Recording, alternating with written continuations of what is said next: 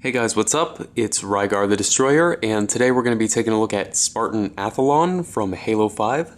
This guy is really cool, but before we take a closer look at him, let's go ahead and take a look at his packaging. Here it is, if it'll focus here. There we go. Pretty plain packaging. Does have a very light Forerunner kind of like line drawing here in the background. And on the back it shows the other figures that were released in this wave. And then the exclusive figures down here.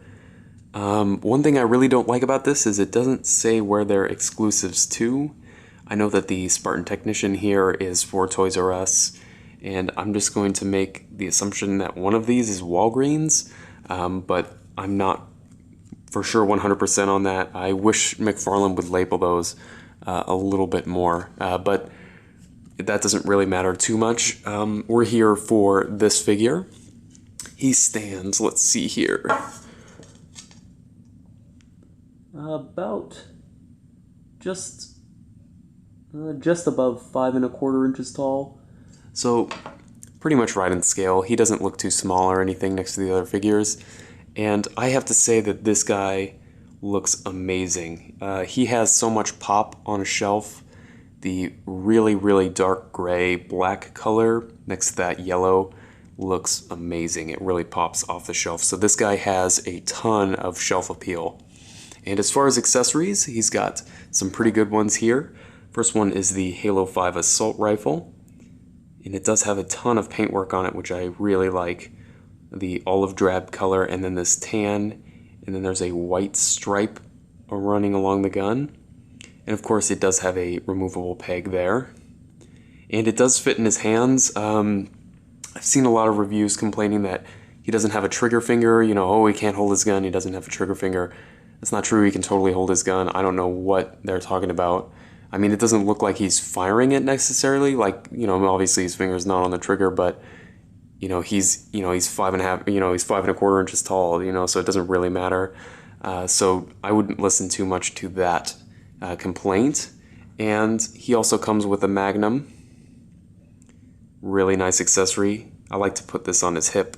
And luckily this time they actually drilled the hole in the hip deep enough where it actually sits on his hip, which I really like. I feel like in the past they haven't drilled it deep enough, and I've been afraid that if I try and stick it in there, the peg will get stuck and I'll never get it out. So I really like that this one goes in and comes out, without that worry. And as far as articulation goes, it's pretty good. There is one kind of problem, but I'll talk about that here in a minute. So he's got a double ball peg in the head, and it is a little limited because of his chest armor, but there's not a whole lot you can do. He does look up and down, which is cool. He's got ball hinge shoulders with a pretty good range of motion. Goes up about that far, and they do swivel 360.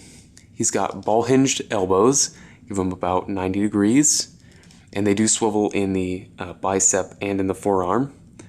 And he's got the same joint, ball hinge, in the wrist, swivels in the forearm and in the hand.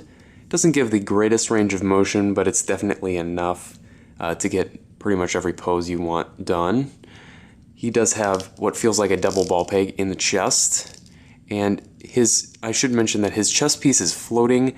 I don't know if that's to increase articulation.